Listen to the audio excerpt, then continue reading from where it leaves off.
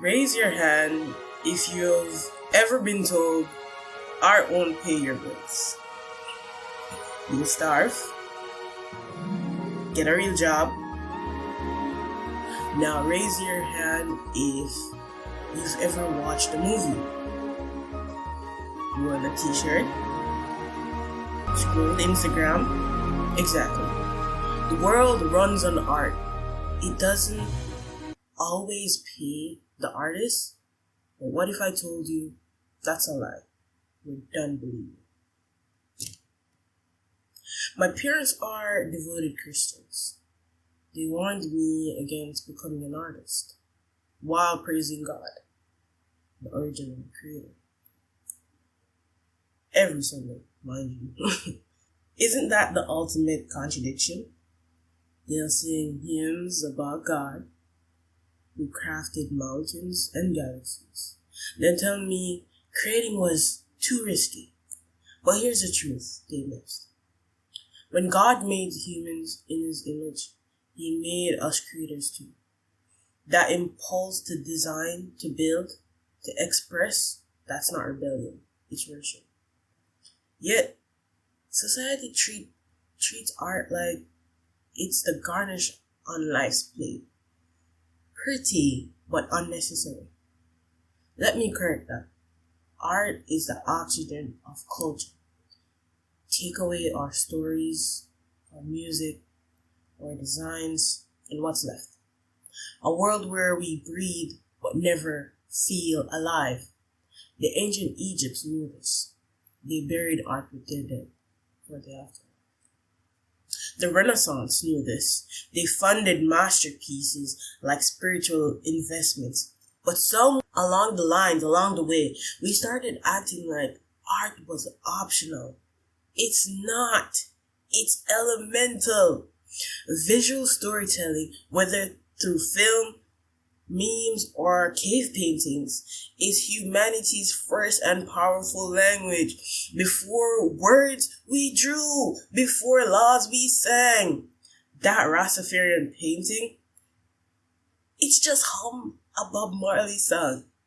It carries the weight of resistance, of a people turning oppression into beauty.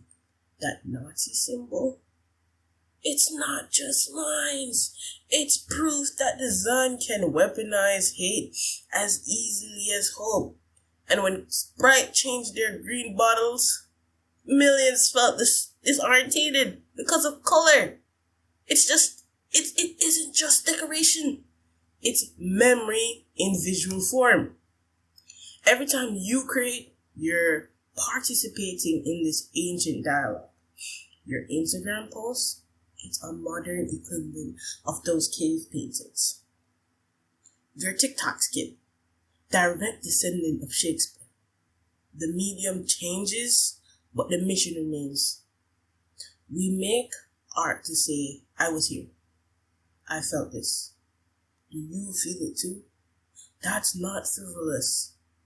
That's how civilizations outlived their ruins. So when they say art doesn't matter, ask them why every revolution has its posters, every religion has its icons, every war has its propaganda. Art isn't the background of human history. It's the battlefield where our collective soul is won or lost. And you're not just an artist. You're a soldier of meaning in a world that desperately needs it. Let me tell you about the quiet violence done to creators. It happens in 4th grade art class when a teacher laughs at your silly drawing instead of teaching you perspective. It happens at family dinner when Uncle Ray says, cute hobby. Well, what's your real job? It happens in boardrooms when they say they'll pay $500 for a logo, but built by a black clock for $50 an hour for labor behind it. This isn't accidental. It's systemic. The world knows exactly how dangerous artists are because we're the ones who imagine realities before they exist. They've weaponized the term starving artist like it's some noble rich rite of passage. Meanwhile, the same people who mock your unrealistic dream are binge watching shows you storyboarded, wearing designs you conceptualized, and scrolling through content you created, all while telling you to be practical. The hypocrisy at this point. They need your creativity to sell their products, fuel their platforms, and decorate their lives. They just don't want you to realize your worth. Here's what they're afraid of. A painter who knows her work belongs in galleries, not just dorm rooms. A writer who charges corporate rates for the little coins they want for free. A musician who stops giving away tracks to build exposure, because when creators wake up, the whole scheme collapses. That's why they pour water on your spark. They can't control a wildfire. But fire has a funny habit of reigniting. Maybe in the midnight sketchbook you hide under your bed, maybe in the garage band you should have outgrown. That ember, it still glows. And today, we're bringing the gasoline. They'll call you too much while consuming everything you feel. They'll whisper unrealistic as they stream your films. They'll accuse you of being selfish for pursuing your craft while wearing the clothes you design, scrolling through the apps you illustrated, and living in homes you help visualize. Let me tell you something right. Your art is a scaffolding of civilization. That alarm tone you hate but cannot change, artist. The vacuum poster that convinced your grandma, artist. The game getting kids through chemo, artist. The fun on your I voted sticker, artist. The protest sign that went viral, artist. The meme that defined a generation, artist. We are the unacknowledged architects of reality. While they debate whether art is essential, we're busy building emotional infrastructure of the world. Every icon, every logo, every color scheme, every melody, these are invisible hands shaping human experience. So when they dismiss you, remember, the real world they want you to join. It was imagined by artists first. Those who call us dreamers forget that every skyscraper, every revolution, every leap of progress began as someone's unrealistic vision. Your creativity isn't just valuable. It's the blueprint for what's to come. So, enough of waiting for permission slips from assistant brick diggers. Today, we storm the forge. That sacred space where raw potential meets relentless action.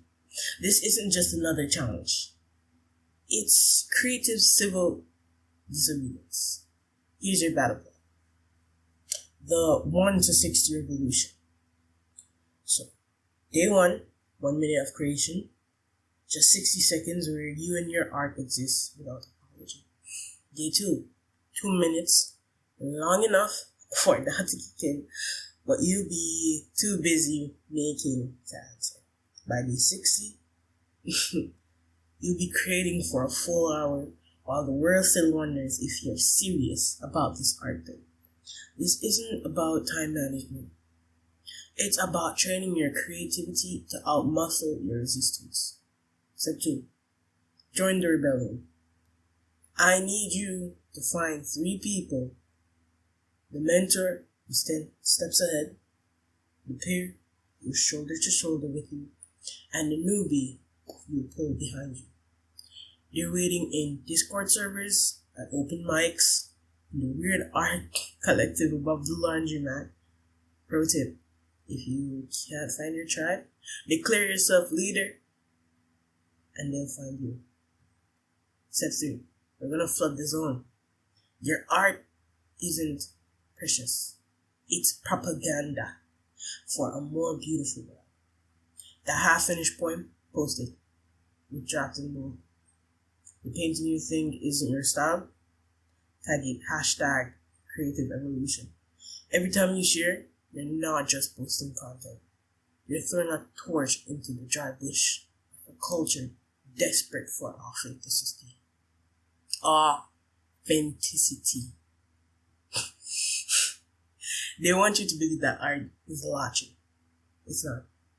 It's a muscle, a radical act. The most subservient thing you can do in the age of algorithms is to create consistently, connect relentlessly, and share shamelessly. The forge isn't some mythical place. It's wherever you decide to strike the first spark. Your kitchen table at 5 a.m., the notes app during your commute, that useless art degree they mocked. The only question is, what will you create in your first 60 seconds? Clock starts now. So here's my covenant with you. I won't stop until we've reignited 100,000 creative things. Not just sparks, full-blown, uncontainable fires. And it begins right now. With your hands, with your voice, with your stubborn, unkillable need to make meaning. They think we'll fade into real jobs. They're counting on us giving up. But we've got secret weapons they'll never understand. The 60-day creative stage, aka Into the Forge. Each day we create is another brick torn from their walls of doubt. 2. The network of fire starters. Every artist we connect becomes another torchbearer. And 3. The unarched revolution. Our shared work becomes an unstoppable manifesto. So I ask you now, not as a teacher to student, but as one fire to another, will you take up the hammer? Will you meet me in the forge? Because the world isn't just waiting for your art. It's starving for it. The story doesn't require permission, only courage, maybe achievement. As for selling your soul, please, we're not merchants. They think we're trading pieces of ourselves, but in truth, we're all here gathering hearts and minds like wildflowers. One breathtaking creation at a time. Art is for everyone. Anyone can create, anyone can be an artist. Now go collect some souls, please.